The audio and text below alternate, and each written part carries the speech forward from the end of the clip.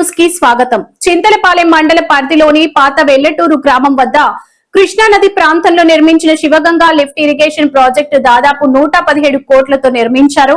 ఈ lift irrigation ప్రాజెక్టుకు సంబంధించిన విలువైన ట్రాన్స్ఫార్మర్లు, మోటార్లకు సంబంధించిన ప్యానెల్ బాక్సులు, వాటికి సంబంధించిన కేబుల్ వైర్లు దొంగతనానికి గురి కావడం జరిగింది. ఈ విషయం జరిగి 3 నెలల నుంచి 4 నెలలుగా కావస్తుంది. సుమారుగా 2 నుండి 3 కోట్ల రూపాయల సామాగ్రి చోరీకి గురి కావడం జరిగింది. ఇట్టి విషయంపై ప్రాజెక్ట్ కు సంబంధించిన అధికారుల నుండి ఇప్పటి వరకు ఎటువంటి స్పందన లేదు. ఈ చోరీకి పాల్పడిన వ్యక్తులు ఎవరు అనే విషయంపై కూడా ఇప్పటి వరకు ఎటువంటి విచారణ జరగలేదు.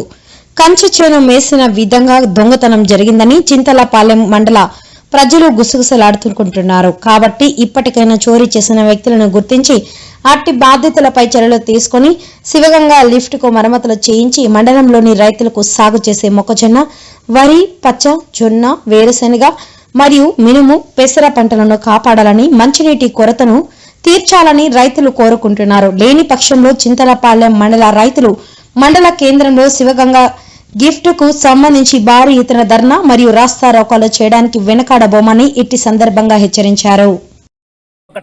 విలువైన వస్తువు, అటువంటి వస్తువుల మీద ఈ యొక్క శివగంగా పర్యవేక్షణ చేస్తున్నటువంటి అధికారులు కానీ, దీని మీద ఉన్నటువంటి మిగతా వాళ్ళు కానీ ఎటువంటి పర్యవేక్షణ కూడా కొరవడింది. ఇప్పుడు ఈ లిఫ్ట్కు సంబంధించినటువంటి ట్రాన్స్ఫార్మర్కు సంబంధించి అత్యంత విలువైన వస్తువులను దొంగిలించడం జరిగింది. ఇది జరిగి దాదాపుగా 3 నెలల కాలం గడిచిపోయింది. అయినా కానీ దీనికి సంబంధించినటువంటి విషయం మీద డి గారు కానీ, ఏ గారు కానీ ఎటువంటి స్పందన లేదు. పూర్తి స్వరూపాన్నే కోల్పోయింది. ఈ లిఫ్ట్కు సంబంధించి మోటార్లకు సంబంధించినటువంటి ప్యానల్ బాక్సులు పూర్తిగా కొన్ని ధ్వంసమైనవి, వైర్లు చోరీ చేయడం జరిగింది. మండలం రైతుల పక్షాన మేము కోరేది ఒకటే,